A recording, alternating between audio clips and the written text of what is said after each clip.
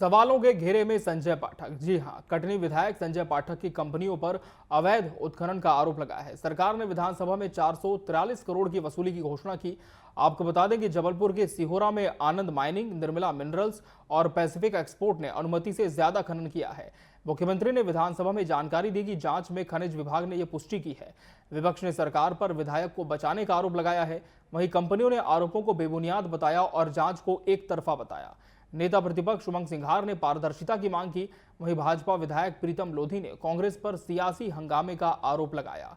क्या कुछ प्रतिक्रियाएं इस पर सामने आई हैं, वो भी आपको पहले सुनाते हैं। सरकार की अगर रॉयल्टी की हानि हो रही है तो कोई भी व्यक्ति हो, वसूली होना चाहिए। लेकिन आप जानते हो कि सरकार कभी वसूल नहीं करती है, बैकडोर से सेटलमेंट कर लेती है। तो ऐसे कई मामले देखे इतने सालों से चले आ रहे हैं, तो मुझे लगता है कि इसका हाल भी यही होगा। वो उनका काम, विपक्ष का काम है, कुछ भी बोल सकते हैं ना। आपका क्या काम है? अरे सरकार चल रही है, अच्छी बढ़िया चल रही। नहीं तो इल्जाम लगा रहे तो ऐसे थोड़ी होता है। आपने कह दिया उनका काम है, आपका काम क्या है? जांच करोगे नहीं करोगे? अब वो कल सदन में सारी चर्चाएं हुई हैं इस संबंध में, सदन में चर्चाएं हुई हैं। तो विपक्ष कह रहा है कि केवल खानापूर्ति हो सकती है और ऑफ द रिकॉर्ड इस मामले को सेटल किया जा सकता है, लेकिन दूसरी तरफ सरकार कह रही है कि निष्पक्ष जांच होगी। सदन में भी इस पर चर्चा हुई है, लेकिन सवालों के घेरे में आ चुके हैं कटनी के विजय राघवगढ़ से भाजपा विधायक संजय पाठक। और इस खबर पर हमारे वरिष्ठ सहयोगी प्रिंस गुप्ता हमारे साथ जुड़े हुए हैं। प्रिंस, लगातार कार्रवाई की दिशा आगे बढ़ रही थी और पहले से ही अनुमान था कि कभी भी एक बड़ी घोषणा हो सकती है और सदन में इस पर सवाल भी हुए, जवाब भी आया सरकार का, लेकिन अभी तक इस पूरे मामले में किस तरह की प्रक्रिया अपनाई गई है और जांच कहां तक पहुंची है? देखिए, सबसे पहले तो मैं आपको ये बता दूं कि संजय पाठक जो हैं वो भारतीय जनता पार्टी के एक कद्दावर विधायक माने जाते हैं। कटनी के विजय राघवगढ़ विधानसभा से विधायक है और उनका अपना एक रसूख है और बड़े उद्योगपति भी हैं।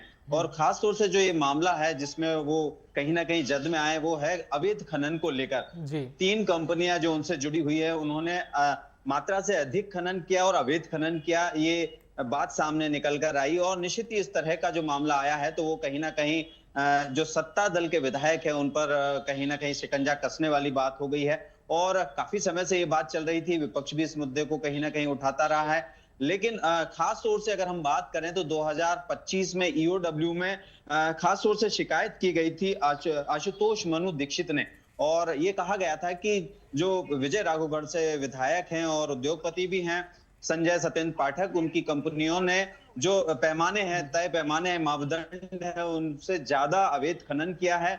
और उस अवैध खनन को संज्ञान में लेते हुए जो खनन विभाग है उसने कहीं ना कहीं एक जांच के दायरे में लाने की बात कही। और काफी समय से ये कहा जाता रहा है कि इस मामले में जांच हो रही है, लेकिन जो अभिषेक मनु की शिकायत ईओडब्ल्यू में हुई उसके बाद एक जांच समिति बना दी गई और जांच समिति के सदस्यों ने लगातार जाकर जांच की, कई तथ्यों को समझा और फिर उसके बाद निर्णय ये निकाला कि ये वाकई 3 कंपनियां हैं जो जिनका जिक्र अभी हाल में आपने भी किया है। और इन 3 कंपनियों के जरिए जो अवैध खनन किया जा रहा था वो सही है और आवश्यकता से अधिक अवैध खनन किया गया है और उसको लेकर एक निश्चित राशि इनको दी जानी चाहिए पेनाल्टी के तौर पर।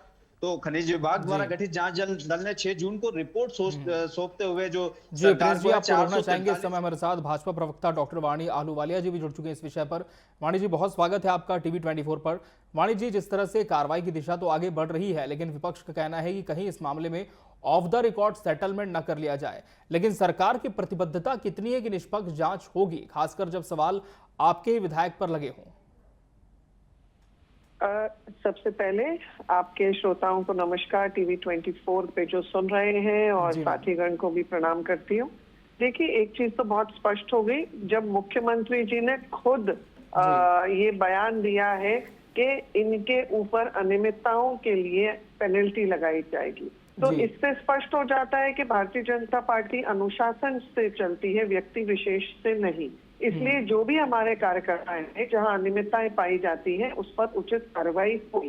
परंतु कांग्रेस कैसे जस्टिफिकेशन पाती है ऐसी टिप्पणियां वो करते हैं? इनके खुद के हाथ ऐसे रंगे हुए हैं हेमंत कटारे जी को ले लीजिए। मुझे लगता है इनका जो शीर्ष नेतृत्व है, चाहे वो उमंग सिंघार हो, चाहे जितू पटवारी हो, सभी एक ही नाव में तो तैर रहे हैं। तो जब ये खुद अपने कार्यकर्ताओं पर, अपनी पार्टी के उच्च श्रेणी के सो कॉल्ड नेताओं पर कोई कार्रवाई करने में सक्षम नहीं है, ये खुद उस की आलोचना कैसे कर सकते हैं? ये आप मुझे एक उदाहरण दे दीजिए जहां इन्होंने ये तीनों के ऊपर कोई भी कार्रवाई की हो। निरंतर इनके ऊपर कहीं जमीन हड़पने के, कहीं कोई महिला के प्रताड़ना देने के, या फिर किसी की आत्महत्या के ऐसे संदिग्ध मामले सामने आ रहे हैं। तो ये खुद क्या कर रहे हैं? केवल और केवल आलोचना करना ये राजनीति नहीं है। राजनीतिक रोटियां सेकने के लिए, सुर्खियों में रहने के लिए कांग्रेस अपना दीन, ईमान, चरित्र सब कुछ दांव पे लगा देती है। इसलिए इनके दोहरा चरित्र और दोहरी नीतियां होती हैं। जी, वाणी जी जुड़े हैं हमारे साथ। इस समय हमारे साथ फोन लाइन पर कांग्रेस प्रवक्ता राहुल राज जी भी जुड़ चुके हैं। राहुल जी, भाजपा तो कह रही है कि निष्पक्ष जांच होगी और मुख्यमंत्री ने खुद इसकी घोषणा भी कर दी है, लेकिन कांग्रेस को क्यों संदेह है कि जो जांच है वो निष्पक्ष नहीं होगी? देखिए, 434 करोड़ रुपए जो रिकवरी निकली है, ये कोई छोटी मोटी राशि नहीं है जी। इससे प्रदेश के विकास में बहुत सारा कार्य किया जा सकता है।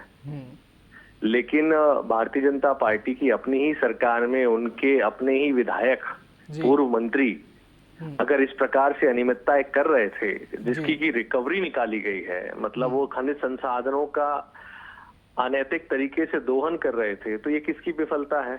भाई, सरकार आपकी 20 वर्षों से ज्यादा है, 23 वर्ष हो गए हैं। बीच में कमलनाथ जी के कार्यकाल को छोड़ो तो लगातार 23 वर्ष जी। इसके बीच में आप इस प्रकार से अराजकता फैला रहे हैं कि आपके नेता विधायक जो है प्राकृतिक संसाधनों का दोहन कर रहे हैं। तो आपका जो खनिज विभाग है वो क्या कर रहा था? सीएम की नाक के नीचे, चाहे वो शिवराज सिंह चौहान हो, चाहे मुख्यमंत्री मोहन यादव हो, इतना बड़ा कांड हो गया। 434 करोड़ की अब रिकवरी निकालनी पड़ रही है और ये अपनी विफलता पे पर्दा डालने के लिए केवल ये कहें कि हम कार्रवाई करें। किस किस चीज पे कार्रवाई करेंगे? मानो आलूवालिया जी जुड़ी है, मैं सुन रहा था, उनसे ये पूछिए किस किस चीज पे कार्रवाई होगी। 8 रुपए कुपोषण में नंबर 1 है अब वाले मध्य प्रदेश, 8 रुपए दे रहा है, इस पे कार्रवाई होगी। वो शरीफ मछली जो आपकी पार्टी से जुड़ा हुआ है, महिलाओं का शोषण कर रहा है, एंटी ड्रग्स ट्रैफिकिंग से लेकर ब्रॉडकास्ट चल रहा है भोपाल में, जिस पे कार्रवाई होगी। महिलाओं के प्रति बढ़ते अपराध पे कार्रवाई होगी, भ्रष्टाचार पे कार्रवाई होगी। जवाब दीजिए कि इतना समय क्यों लग गया रिकवरी निकालने में और कब तक कार्रवाई होगी? जी वाणी जी। मैं तथ्य नहीं, मैं भोपाल गैस ट्रेजेडी की बात कर रही हूँ। क्या वो तथ्य नहीं है? तो शांतिप्रिय ढंग से सुनना सीखें। अभी आपने किसान खाद में लगाए डीएपी यूरिया की और उसके प्रशिक्षण के लिए 4.7 करोड़ की राशि से आपने गाड़ियां खरीद ली, क्या उस पर कार्रवाई होगी? इसलिए संदेह लोगों पे होता है कि केवल ये लोग बात करते हैं, कार्रवाई नहीं करते हैं। और निर्लज जिनके कृषि मंत्री कह रहे हैं कि हम तो गाड़ियां नहीं खरीदें क्या? इसलिए एंकर महोदय इनसे पूछिए, परंतु क्या है चोर। ठीक है, वाणी जी से जवाब ले लेते हैं। वाणी जी, जवाब दीजिए, इतना वक्त क्यों लग गया पूरी रिकवरी का स्टेटस निकालने में और कब तक कार्रवाई होगी? एक अंतिम जांच रिपोर्ट सामने आएगी। देखिए, पहली बात तो कांग्रेस प्रवक्ता इतना तो जान लें कि ये खुद तो अपने गरिमा में झांके।